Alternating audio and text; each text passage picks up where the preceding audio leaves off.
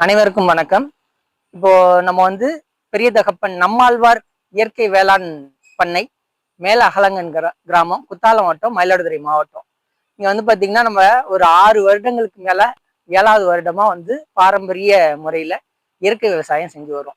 இந்த இயற்கை விவசாயம் அப்படிங்கிறதுல நம்ம தீவிரமா என்ன பண்றோம் அப்படின்னா, எந்த ஒரு ரசாயனமும் இல்லாம இடுபொருட்கள் அனைத்தும் நம்மளே நமக்கு தேவையானதை நம்மளே இடுபொருட்கள் ரெடி பண்ணி நம்ம வயல்களுக்கு என்னென்ன தேவையோ விதை நெல்லேருந்து, உரத்துலேருந்து, ஜீவாமிர்தம், பஞ்சகாவியா, மீன் கரைசல், எண்ணெய் கரைசல், எதை வேணாலும் நம்மளே ரெடி பண்ணி நம்மளே பயன்படுத்தி இயற்கை முறையில விவசாயம் பண்ணிட்டு வரோம். ஒரு 11 வகையான பாரம்பரிய நெல்லை நம்ம இது வரைக்கும் சாகுபடி பண்ணி இருப்பு வச்சு அதை ஒரு 6 மாசம் 9 மாசத்துக்கு அப்புறம் 1 வருடத்துக்கு பிறகு கூட அரிசியா அதை மாத்தி தோலை மட்டும் உரிச்சு, அந்த மருத்துவ குணம் மாறாம தோலை மட்டும் உரிச்சு வாடிக்கையாளர்கள் யாரெல்லாம் கேட்குறாங்களோ அந்த மருத்துவ பயன் முழுசா அவங்களுக்கு போய் சேரணுங்கிற ஒரு நல்ல எண்ணத்துல ஒரு சேவையா பண்ணிட்டு வர்றோம். இதுல பாத்தீங்கன்னா, இந்த விதை விதைச்சவர் பெரிய தகப்பன் நம்மாழ்வார் அவர்கள். அவரு காட்டிட்டு போன பாதையில நாங்க நடக்க ஆரம்பிச்சோம். இதுல ஜெயிப்போமா தோப்போமா அப்படிங்கறதெல்லாம் எங்களுக்கு தெரியல ஆரம்பத்துல. அவர் சொல்லிட்டு போயிட்டாரு, நம்ம செய்வோங்கிறத ஆரம்பிச்சிட்டோம்.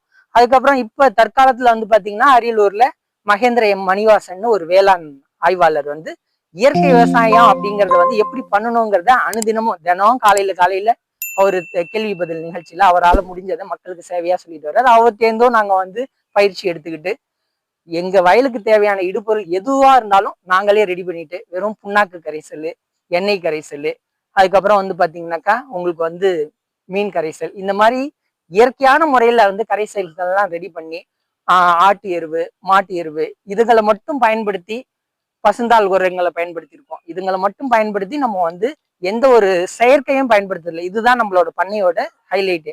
என்ன பாத்தீங்கன்னாக்கா ரவுண்ட் அப் அடிப்பாங்க, அதாவது களைக்கொல்லிங்கிற ஒரு இதை வரப்பு ஓரங்கள்ல மட்டும் அடிப்பாங்க.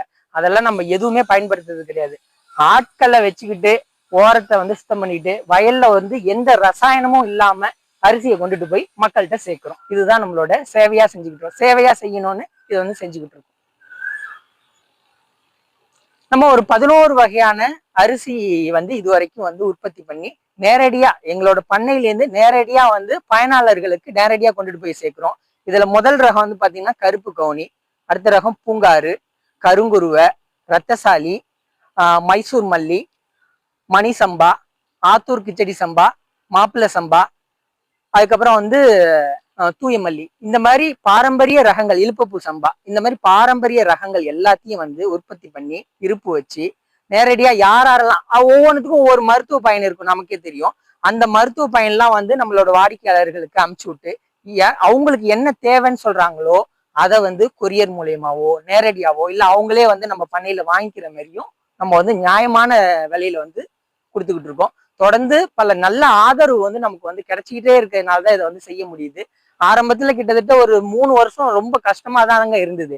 அதாவது இதுக்கு முன்னாடி நம்ம என்ன பண்ணோம்னா நெல் அறுவடை பண்ணோம், உடனே அதை விற்பனை பண்ணோம், அந்த பணத்தை ரொட்டேஷன் பண்ணி அடுத்த முறை சாகுபடி பண்ணோம். ஆனா இந்த முறையில எங்களுக்கு என்ன ஆச்சு அப்படின்னா, கிட்டத்தட்ட ஒரு 2 வருஷம் எங்களால ஒரு 1.5 வருஷம் நெல்லை சரியா விற்க முடியல. இருப்பு வைக்கணுங்கிற ஒரு நிலைமைக்கு போயிட்டோம்.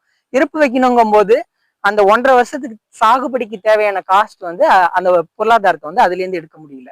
அந்த 1.5 வருஷம் 2 வருஷம் பல்ல கடிச்சிட்டு இருந்து அதுக்கப்புறம் தான் நம்ம இப்போ அந்த அறவை ஆரம்பிச்சு ஒரு பக்கம் நடுவு ஆகிட்டே இருக்கு, அறுவடையாகி திருப்பி வீட்டுக்கு வருது. இன்னொரு பக்கம் இருப்பு இருக்கிற நெல் அரிசியா மாறி எல்லா வாடிக்கையாளர்களுக்கும் போய் சேருது. இப்போ ஓரளவு நாங்க அதுல இருந்து வர்ற வருமானத்தை எடுத்து அதுக்கே செலவு பண்ற அளவுக்கு தரம் உயர்ந்திருக்கோம்.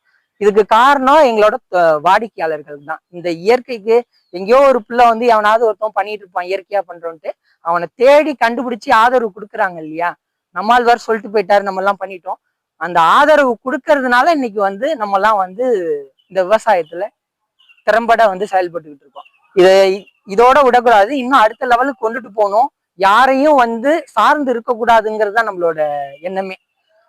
நம்மாழ்வார் ஏற்கனவே சொல்லியிருக்காங்க, என்றோ ஒரு நாள் எங்கேருந்தோ வர்ற பெட்ரோலோ டீசலோ உரங்களோ விதைகளோ பூச்சிக்கொல்லிகளோ நிறுத்தப்படும், கண்டிப்பா நிறுத்தப்படும். அந்த நிலைமை கொஞ்ச நாளைக்கு முன்னாடியே பெட்ரோல் டீசல் குரூட் ஆயிலுக்கெல்லாம் வந்தது.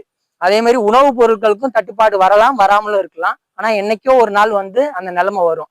ஆனா நம்மளோடது சுதேசி தற்சார்பு இயற்கை விவசாயம், யாரையும் சார்ந்து இருக்கக்கூடாது. நமக்கு தேவையான விதை நெல்லேருந்து உரங்கள்லேருந்து எல்லாத்தையும் நம்மளே வந்து உற்பத்தி பண்ணிக்கிட்டு அதை வந்து திறம்பட வந்து செய்யறதுனால மட்டுமே வந்து நம்மளோட இந்திய பொருளாதாரத்தை வந்து உயர்த்த முடியும். ஒருத்தவங்கள்ட்ட இருந்து எவ்வளவு நாளைக்கு தான் நீங்க வந்து விதை நெல்லையும் பூச்சிக்கொல்லியும் உரங்களையும் இன்னொரு நாடுகள்ல இருந்தும் வெளிநாட்டு நிறுவனங்கள்ல இருந்து வாங்குறதுக்கு ரெடியா இருக்கீங்க? உங்களுக்கு என்ன தேவையோ அது இந்த நாட்டிலேயே வளம் இருக்குது, அதை நீங்களே உற்பத்தி செஞ்சு நீங்களே வந்து செய்யறப்ப உள்ள தடைகளை வந்து பொருட்படுத்தாம எப்படியாவது வந்து அடுத்தடுத்த தடைக்கல்ல வந்து தாண்டி படிக்கல்ல ஏற ஏறதான் வந்து உங்களோட தரம் உயர்ந்து நீங்க நினைக்கிற அந்த எண்ணம் வந்து வெற்றி பெறும். அது தொடர்ந்து செஞ்சுக்கிட்டு வரோம். அதுக்கு காரணம் எங்களோட வாடிக்கையாளர்கள் கொடுக்குற தொடர் ஆதரவு தான். வாடிக்கையாளர்கள் ஆதரவு கொடுத்தாலும் அவங்களோட நிறை குறைகளை ஓப்பனா எங்கள்கிட்ட சொல்றாங்க. அதோட நிறைகளை வந்து அவங்களே வச்சுக்க சொல்லிட்டு குறைகளை கேட்டுக்கிட்டு அதை நாங்க அப்பப்போ சரி பண்ணிக்கிறோம். எங்களுக்கு வந்து என்ன சொல்றாங்கன்னா, ரெகுலரா நீங்க கொடுக்குற நாங்க கேட்கிற அரிசி ரெகுலரா கொடுக்கணுங்கிறாங்க. ரெகுலரா கொடுக்கணும் போது அந்த அளவுக்கு முதல்ல நமக்கு இருப்பு இருக்கும். இருப்பு வந்து நம்மளால வந்து அந்த அளவுக்கு வைக்கணும்னாக்கா பொருளாதாரம் உங்களுக்கே தெரியும் முடங்கும். அப்போ நம்மள்ட்ட இருக்கிறத நம்மளோட வாடிக்கையாளருக்கு தொடர்ந்து கொடுக்கறதுக்கு ஒரு நல்ல திட்டமிடல் மூலயமா இதை வந்து திறம்பட வந்து செயல்படுத்தலாம். சரிங்க ஞானமணி, கிட்டத்தட்ட ஒரு 4 வருடத்துக்கு முன்பு நம்ம பசுமை சாரல்ல ஒரு வீடியோ எடுத்தோம். அப்போ வந்து சோலாரை பத்தி எல்லாம் பேசினாங்க. அந்த வீடியோ நிறைய பேர் பார்த்தாங்க. அந்த வீடியோவுடைய லிங்கை இந்த வீடியோ டிஸ்கிரிப்ஷன்ல கொடுத்துருவோம். விருப்பப்படுற நண்பர்கள் அதையும் ஓபன் பண்ணி பார்ப்பாங்க. கடைசியா உங்களுடைய தொலைபேசி எண்ணை பதிவிட்டுட்டு இந்த வீடியோவை நம்ம அன்போடு முடிச்சுக்கலாம். என்னோட தொலைபேசி எண் பாத்தீங்கன்னாக்கா 96 98 0 11 0 86.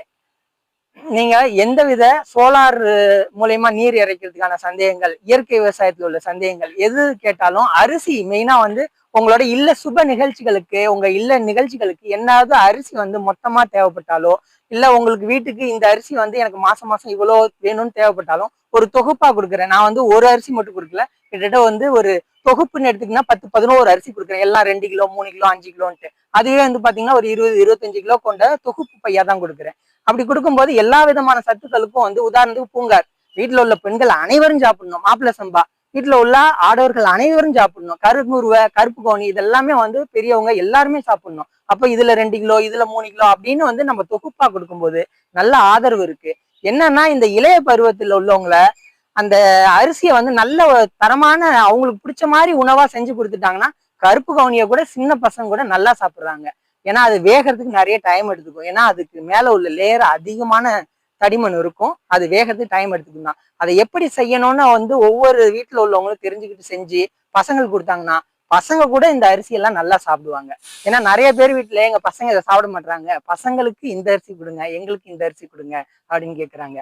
நீங்க நல்ல விதமா செஞ்சு கொடுத்தீங்கன்னா சின்ன 2 வயசு குழந்தை 3 வயசு குழந்தையிலேருந்து 70-80 வயசு பெரியவங்க வரைக்கும் நம்மளோட எல்லா அரிசியும், உதாரணத்துக்கு புட்டு, அல்வா, சக்கரை பொங்கல் இதெல்லாமே வந்து கருப்பு கவுனி கருங்குருவை எல்லாம் பண்ணலாம். அதை மெனக்கிட்டு எல்லாரும் வந்து கொஞ்சம் செஞ்சு கொடுக்கணும்.